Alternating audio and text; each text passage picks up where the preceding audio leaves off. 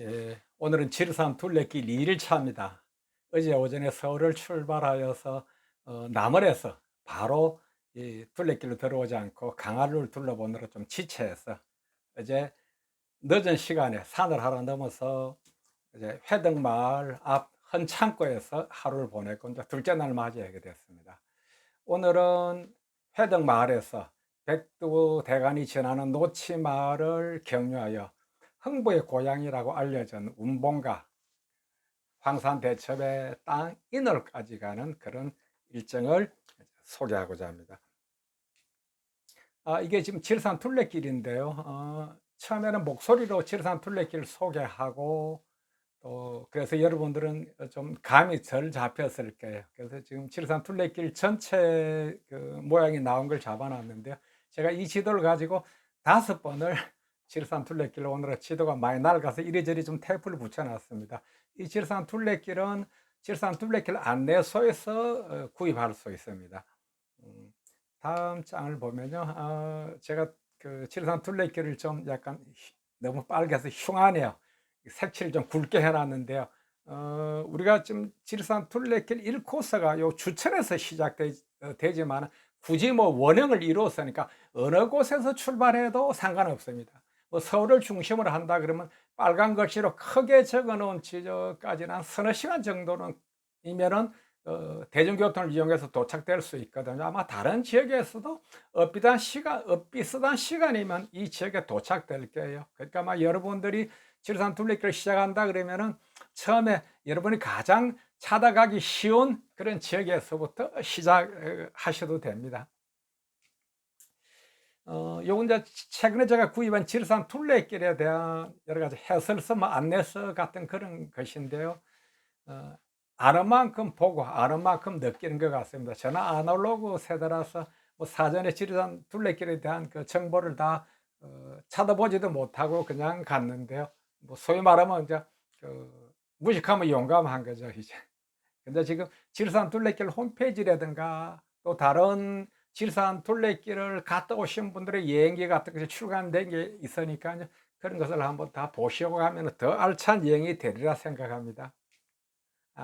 요게 이제 제가 헌창고서 잠을 자고 그 앞에 있는 마을인데요. 마을을 가만 보면 요 마을 요쪽에 정자가 하나 있죠. 어제 너무 어두워서 또 제가 초행이라서 저기에 정자가 있는 줄 모르고 요 앞에 있는 헌창고서 잤는데요. 앞에 있는 이 회덕마을에 이 보면 앞에 있는 요 선들이 요게 축사인 것 같아요. 그래서 아침이 되니까 그 먹이를 보채는 소름 소리가 들렸어요. 이런 소리를 뭐 한 마리가 아니고 마치 합창을 하듯이 들렸는데요. 제가 이 소름 소리를 통역하자면은 "아저씨 고만 자고 이제 밥 주세요." 하는 그런 내용이었던 것 같았습니다. 계속해서 다음 날도 비가 왔는데요. 비가 그치길 좀 기다렸으나 뭐 더 이상 어 비가 그칠 것 같지 않아서 그냥 저도 우비를 챙겨 입고 지리산 둘레길을 나섰습니다. 자 조금 가니까 이런 할아버지가 못자리를 하고 계셨어요. 그래서 저하고 좀 멀리 떨어져 있는 곳에 계셔 가지고 제가 막 고함을 치듯이 인사를 드리고 서로 대화를 나누는데요. 이 할아버지는 올해 83 살이라 그랬습니다. 그래서 5년 전에 사모를 먼저 또 하늘나라를 보내고 혼자서 2,000 평의 농사를 짓고 계셨는데요. 3남 3 녀의 자식들도 잘 키웠더라고요. 제가 그래서 농담으로 "할아버지 그래도 저기 효자보다 악처가 낫다는데 여자는 하나 있어야 되는 거 아닙니까?" 그랬더니 "아이 남세스럽게 어떻게 그렇게 하냐고." 그러시더라고요. 그리고 친구분들도 다 뭐 먼저 떠나셨답니다. 83 살은 아주 건강하시더라고요. 다음에 요거는 저 앞에 보이는 게 노치마을입니다. 이제 노치마을 까치집 있는데 그 밑에 있는 요것이 집이 아니고 한옥이 아니고 요게 정자예요. 벽이 인제 사면이 유리벽으로 막혀 있더라고요.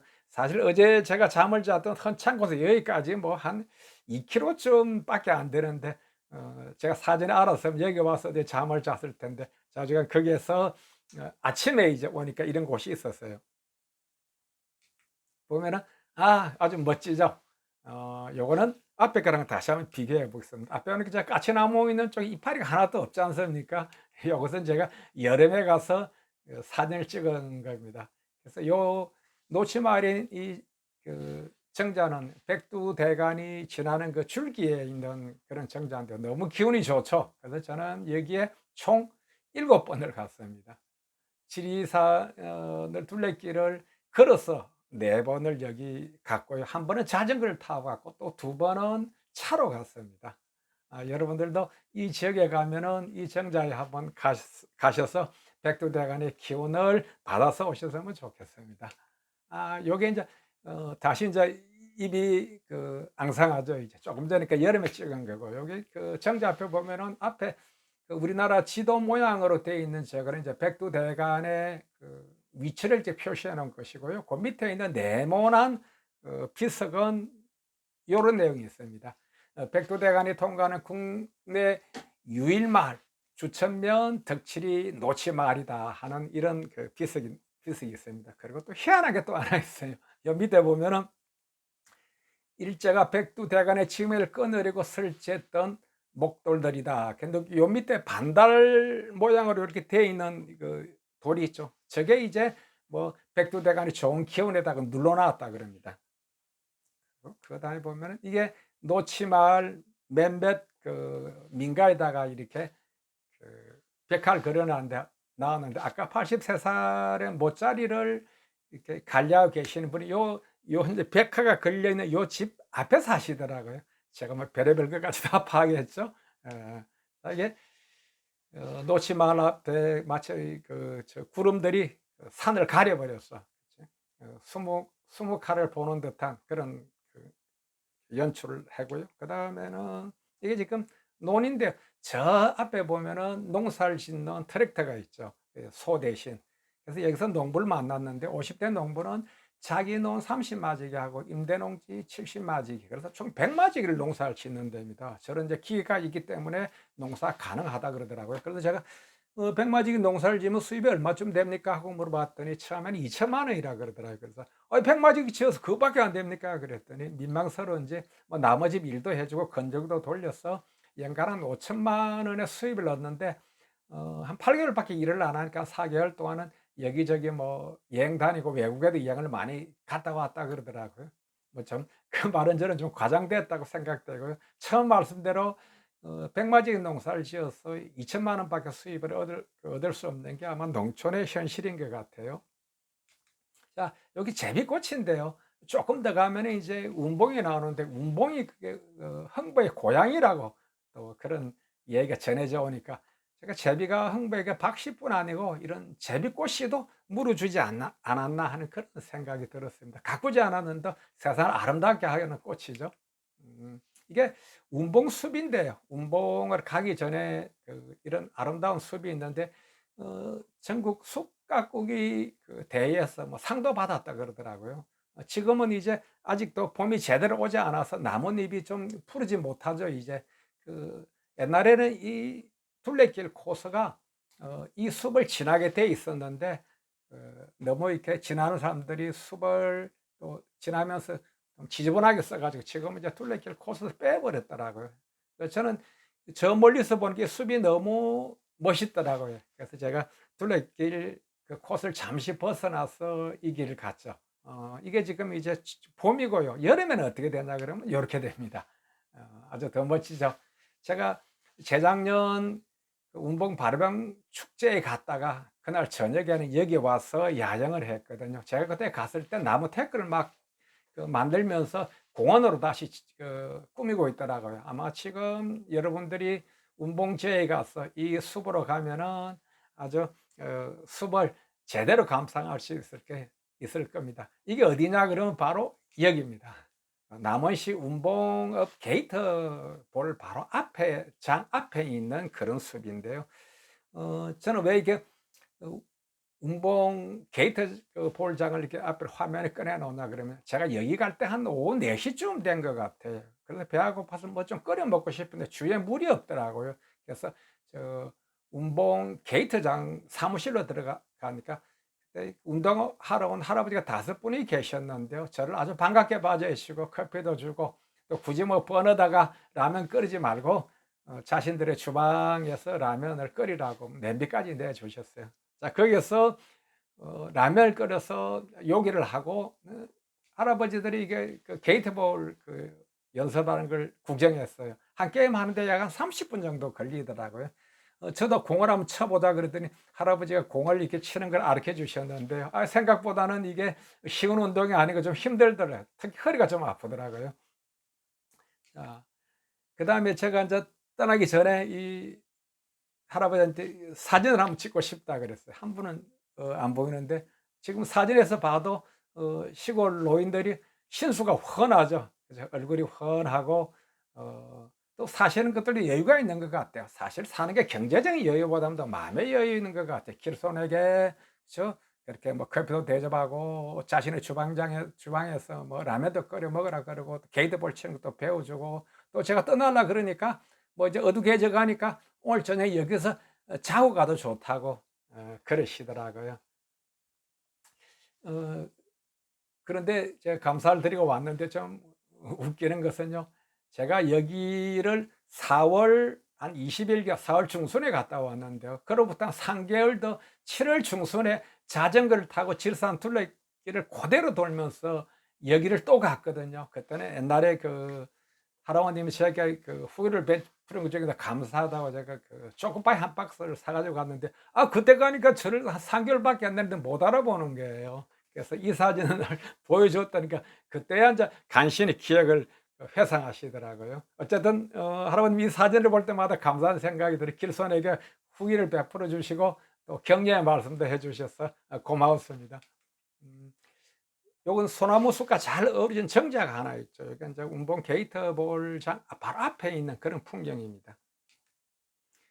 요 풍경은 아주 뭐 평화로운 그런 시골 마을이죠. 여기 운봉 가기 조금 도착되기 조금 전에 이런 시골 마을들이 있었고요. 또 요건 어떻습니까? 오래된 담장 위에 이끼가 끼어 있고 그 너머로 이렇게 막 꽃들이 피기 시작하죠. 자, 이게 운봉인데 운봉이 그러니까 이런 뭐 시리다방, 뭐 등밭다방, 또 뭐 철쭉다방, 뭐 고향다방 이런 다방들이 있었어요. 아마 시골에서는 특히 노인들이라든가 장년들이 어디서 문화생활을 즐길 때가 마땅치 않거든요. 아까 그 할아버님들은 거기에서 게이트볼장에서 이렇게 시간을 보내는데 또 뭐 밤이 되거나 그러면 적절하게 시간을 보낼 데 없으니까 뭐 이런 다방에 오셔 가지고 모여서 환담도 하고 차도 마시고 그런 것 같아요. 그래서 이 운봉이 작은 업인데도 이 다방이 뭐 여러 개 있더라고요. 요 집은 좀 주위에 있는 집하고는 확실히 차이가 날 수 있도록 큰 집인데 사진이 옆에 있는 집은 못 찍었네요. 요 집은 운봉 박부자 천석군 박혁의 집이었다 그럽니다. 판소리를 좋아하고 소리꾼을 후원했던 박혁이 살았던 그런 집인데 지금은 이제 뭐 사람이 살지 않아서 조금 집이 많이 낡아 있더라고요. 그다음에 제20일에 운봉 발해봉 철쭉제가 4월 20일 5일부터 5월 24일까지 딱 한 달간 철쭉제가 열리거든요. 그 이유는 이제 발해봉이 좀 높으니까 밑에서부터 4월 한 말쯤 되면 밑에서부터 차츰차츰 이제 철쭉이 피어서 한 5월 말쯤 되면 이제 맨 꼭대기쯤에 피니까 이렇게 긴 기간 동안에 철쭉제를 하더라고요. 철쭉제가 끝날 때쯤 돼 가면은 바로 이 강한리에서 춘향제를 합니다. 자, 그다음에 이제 운봉을 나오면은 이렇게 이제 운봉에서 인을까지 가는 지리산 둘레길 2코스가 시작이 됩니다. 가는 길에 돌장성도 있고 돌장성 오는 쪽에 보면은 작은 비석들이 있죠. 저게 뭐 운봉 현감이라든가 이 지역에 뭐 벼슬 했던 사람의 이제 공적비를 저기다 세우는 그런 거였는데 과연 그 사람들이 저런 비석을 영구불망으로 세워날 만한 그런 일을 했는지 어쨌는지 하는 그런 또 궁금증이 들더라고요. 그다음에 이게 지리산 둘레길 안내 표시인데요. 저는 지금 빨간 표시를 따라서 가고 있습니다. 그래서 운봉에서 인월, 금계 이런 방향으로 가는 시계 방향으로 돌 때는 빨간 화살표로 가고요. 그다음에 반대 방향일 때는 검은 화살표로 가는데 자전 일단 빨간 화살표를 방향으로 진행하면 끝까지 빨간 화살표 방향을 진행해야 됩니다. 현재 지금 이정표는 굉장히 깨끗하죠. 칠산 둘레길이 2004년도서부터 이제 제한되고 조성돼서 2007년도에 완공 됐다 그러니까 뭐 10년 이상 지난 사이는 썼고 뭐 이렇게 그래서 새로 만든 깨끗한 이정표입니다. 저쪽 산 위에는 그 산들이 구름을 이고 있고 앞에 있는 청보리가 아주 싱그러워 보이죠. 이 벚꽃은 심은 지가 그렇게 많이 안 된 것 같아요. 좀 생기죠 이제. 제가 보니까 서울에 사시는 운봉 초등학교 출신이 500만 원을 이렇게 희소해서 여기다가 벚나무를 심게 되었다는 그런 공적비가 있었습니다. 아직은 좀 생기지만은 아마 지금쯤 여러분이 가면은 지금 사진에서 보는 것보다도 훨씬 더 아름다운 벚꽃을 즐길 수 있을 겁니다. 이 운봉 지역은 운봉고원이라 그러기도 하는데요. 남원보다는 해발 한 100m 이상이 높기 때문에 그쪽 지역보다도 한 2, 3도 정도 온도가 낮답니다. 그래서 지금 이제 요게 지금 4월 한 25일께쯤 되는데요. 그래서 다른 지역에는 벚꽃이 이미 다 지고 말 때거든요. 그래서 짧게 가는 봄이 좀 아쉽다는 분은 다시 이곳으로 오셔가지고 봄을 더 즐기셔도 좋을 것 같습니다. 자, 요 사진은 왜 꺼내 놓냐 그러면요. 저 앞에 보니까 여기 지금 레이저 비치는데 여기 집 같은 게 하나 보이죠. 요게 정자입니다. 자, 정자를 좀 더 가까이 가서 다가봐서 보겠습니다. 이렇게 정자, 육각 정자인데 그 벽에 유리창이 이렇게 달려 있는 아주 멋진 정자죠. 여기에 가니까 한 5시쯤 됐더라고요. 배도 고프고 그래서 여기다 밥도 끓여 먹고 오늘 하루는 여기서 자고 가고 싶었어요. 이런 정자죠. 나무도 울창하죠. 그런데 문제는 여기에 물이 없는 거예요. 그리고 통상 정자에 보면은 전기 코드가 있는데 여기는 전기 코드도 없더라고요. 그래서 이제 충전도 못하고 물들 곳이 없으니까 제가 이제 일리 갔어요. 이게 이제 전촌 마을회관인데 지금 현재 이 사진은 뭐 그때 찍은 거잖아요. 그 이후에 밝을 때 찍은 건데 이 안으로 들어가니까 더운 기운이 훅 나오더라고요. 그래서 방 안에 할머니 5분이 계셨는데 그때 비가 좀 내려서 옷도 젖고 그래서 그 방에서 좀 하루를 자고 싶더라고요.